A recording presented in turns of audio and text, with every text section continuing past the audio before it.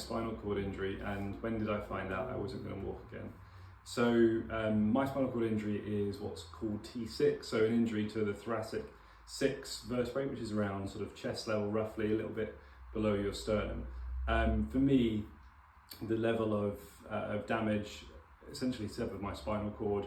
and I think I've always spoken very openly about the fact I'm very lucky to have survived my accident, and I owe that to one of my best friends. And I found out I wasn't going to walk again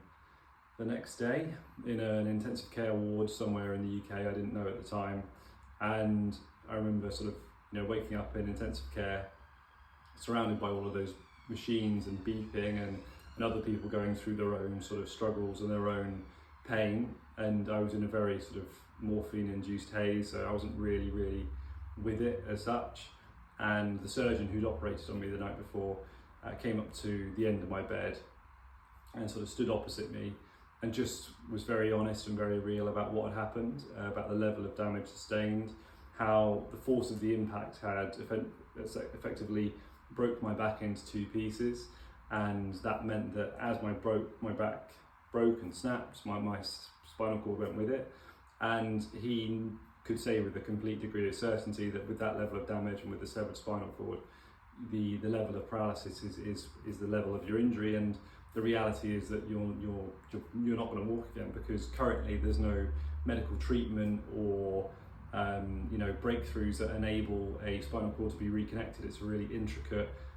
fibre optic cable of nerve endings that are sending signals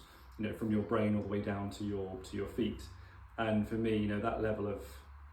injury would be the level of paralysis for me for the rest of my life. So I found out the day after my accident, to answer that question. And how did I deal with it? Initially a little bit of denial, and initially a little bit of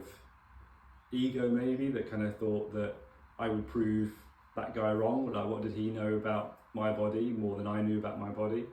But slowly, I think as the days went by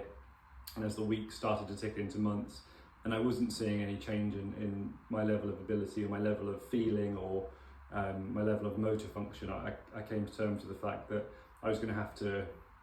come to terms with my injury being my injury for the rest of my life. And actually I would have to use that as a basis to move forward positively, and not kind of